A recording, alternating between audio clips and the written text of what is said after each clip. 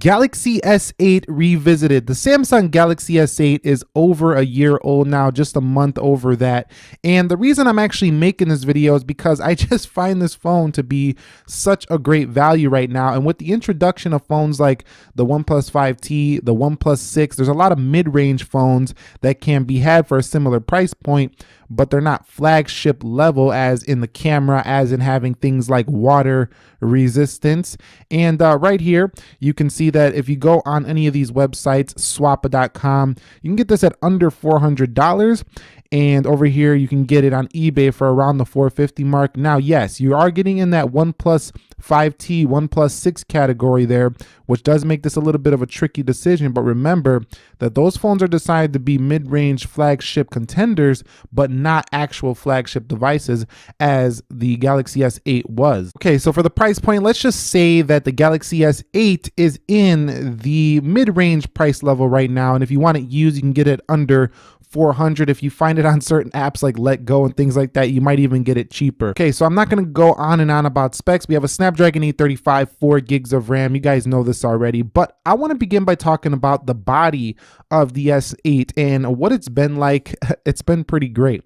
Now, the Galaxy S9 gets a little bit shorter, but a little bit wider, which means that the Galaxy S8 has a more, I would say, comfortable feel in the hand when you go side to side. Not in terms of the height, but definitely side to side. So I kind of do like how narrow the S8 feels when reaching a thumb over. I really did enjoy that in my use. Now, the body is 155 grams, so it's 25 grams lighter than an iPhone 10. So that makes it feel maybe not quite as substantial as a phone like that, but still premium and very compact feeling in the Galaxy S8 series. Now, we do have Gorilla Glass 5 on the front and rear, and over time, it's held up great. I don't see any scratches on this midnight black model. Now, I'm not saying don't use a screen protector. You definitely want to do that. But overall, I do like the quality build on this device. It's been beautiful. And I think if you get this now, it's still one of the best on the market, even though it's a one-year-old phone. So revisiting the display, we're talking about a 5.8-inch Super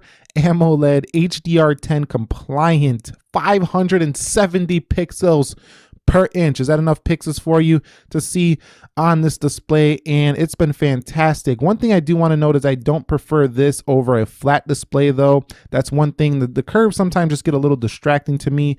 They do look sexy when it comes to a show-stopping looking phone, but they do get a little bit annoying to look at to me versus a flat display, which is more practical in my opinion.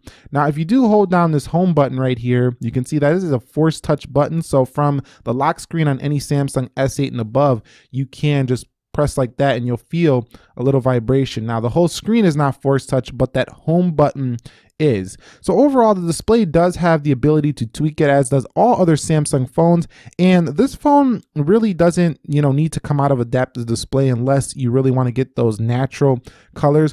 Overall, the display is very good, and especially because it's on a smaller display, when you cram more pixels into a smaller gadget, you have more pixels per inch. So super high density gives the Galaxy S8, the small edition, a beautiful display, hands down. The only thing is I kind of prefer a flat display. I wonder if Samsung will flatten out the curves a little bit, make it more like the Note on the S10. We'll have to see. Okay, so let's talk about software. Here's the big one. And a lot of people that hate Samsung, you're going to see them in the comments. I hate Samsung. I love Apple. I hate Samsung. I love this brand, Google Pixel, whatever. I mean, just don't listen to those comments, because these people are just looking from the outside most of the time and not actually using these devices, or they'll use one Samsung from the past, way past, have a bad experience and automatically hate the brand. They've actually improved quite a bit when it comes to the software since the Galaxy S8 series, specifically after this Oreo update that this phone just received. So if you do get a Galaxy S8, you will be getting the software Android 8.0 Oreo with the Samsung Experience version 9.0, which makes this phone actually quite snappy in comparison to when it first launched. So the software you're getting on it right now is definitely up to date. It will be a little bit behind when Android P does officially come out for the Pixel series. I think it's going to take a while for the S8 to get that, but it will eventually get that.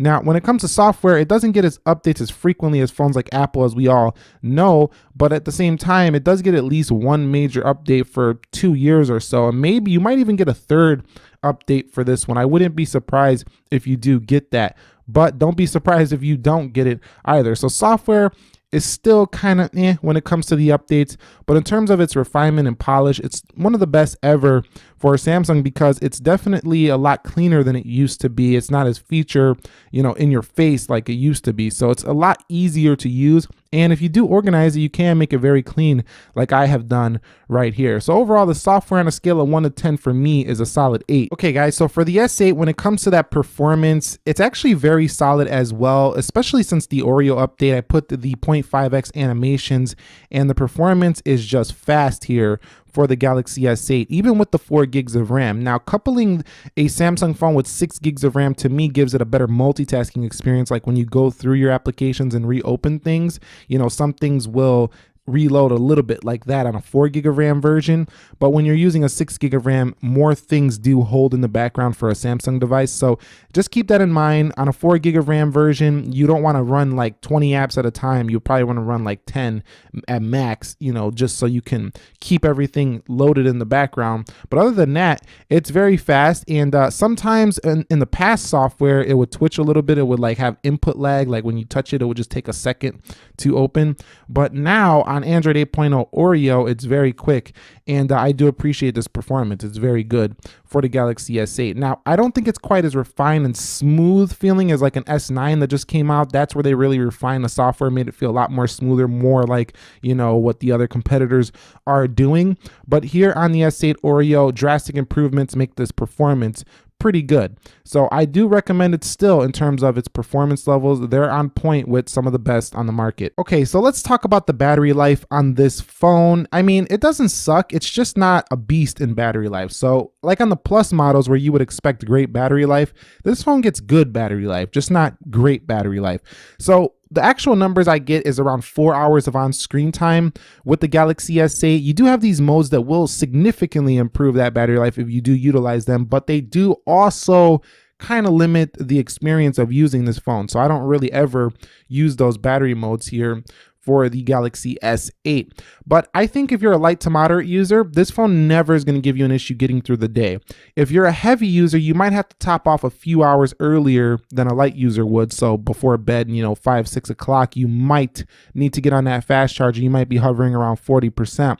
But if you're a light user, I think you'll finish the day around 40%, 30% on this phone. So it gets the job done. It's just not crazy going into the second day, and most heavy users won't get through a full day with the Galaxy S8, so keep that in mind. So talking about the cameras, this is one of the best aspects of the Galaxy S8. It basically has the same camera as the Galaxy S9 without having the dual aperture, so the S9 just really crushes this phone in low light. But other than that, it's basically the same camera. It shoots basically the same photos as the S9, except for, again, the low light.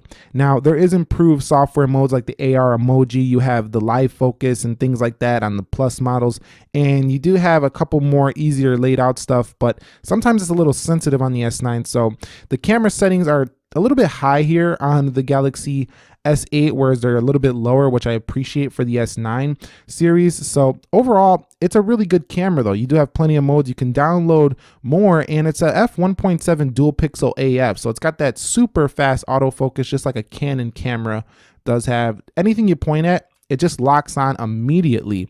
Now, one thing I don't like too much is the front camera on the S8. It's just super soft and it just doesn't look that good overall. Now, it does look fine for, a typical, just let me go post something on Facebook or Instagram, something like that. Nothing, no problems there.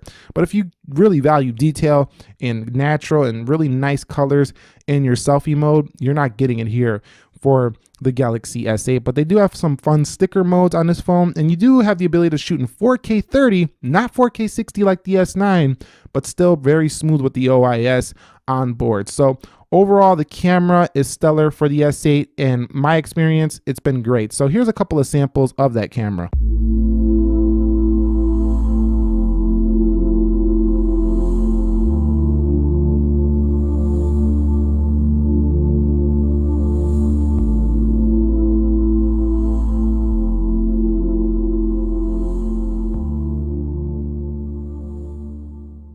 Discussing one thing that I didn't really like about this phone was the audio performance. It's just not that loud from this single firing speaker. Now, again, they improved this, but we're talking about the S8 here. If you're going to pick up an S8 after 1 year, the audio is pretty tinny and it's easy to cover up. Don't get me wrong, you could hear stuff. It's not like you're not going to hear anything coming out of your phone. I'm not saying that. I'm just saying you're not going to be super impressed with that audio that comes out of this phone. Now, it is made up by the fact that it does have a headphone jack though. So overall, it's kind of like a 50-50 experience. If you want to use it for external audio, you're going to be disappointed, but you're going to be very impressed that you still have a headphone jack to use all of your existing headphones. But not everybody enjoys headphones, so it's a 50-50 on the audio for me. Now, the things I've appreciated the most about the Galaxy S8 series is it has USB Type-C. I think that all phones should adopt the USB Type-C standard here going forward. Even Apple should adopt this, I think, as they're putting it in their computers, but they're not putting it in their phones. So I really would like to see USB-C on all devices, and I'm glad that that kind of future-proofs the Galaxy S8. Bluetooth 5.0 has been fantastic. It connects to devices extremely fast, and I always like having the latest Bluetooth standard. That's great here for the Galaxy S8. Also, the comfortable ergonomics. It's been so easy to one hand this phone. Now, it's not going to be quite as easy for everybody. I have a pretty big hand, but you know, even people with smaller hands are going to find this very comfortable to use. And you do have the one-handed mode, which allows you to bring that display down, which not all phones give you. So that's pretty great as well. You can drop that screen down and make it smaller. I also like the fast charging capabilities, you know, like putting it in the plug, the fast charging plug. Very nice to have that included in the box. It charges the phone very fast. And lastly, the IP68, if you do drop this thing in water, has been great. So having that peace of mind with this phone has been awesome. You don't even get that with this latest OnePlus 6 that just came out, which we will be reviewing here on the channel as soon as it arrives in the office. So that's the Galaxy S8 revisited, but who is this really for? You might be questioning the option between buying this like an iPhone 7 Plus, some other phone. Just keep in mind that Samsung is all about that hardware game. So like you're getting great hardware here. Even now you're getting awesome hardware. It's not that much of a difference from the S9. So you're saving yourself 50% over an S9 and you're still going to be able to use this thing quite easily for the next couple of years. It should last just fine. Has a great camera and it has IP68 water resistance. So it's flagship level. It's still premium. I think anybody who's looking for a ton of features but don't want to drop more than like that $400 price point, find one of these refurb, find one of these used in great mint condition. It's going to be a steal here for a Galaxy S8. Now, when you get around that $500 price point, it gets a little bit tricky. I would question if it's worth it there. But if you could find this thing at under $400, it's a go on the Galaxy S8. Do you agree with me? Do you disagree with me? Drop your comments down below. Hit that thumbs up if you enjoyed this. And if you're new here, consider subscribing for more.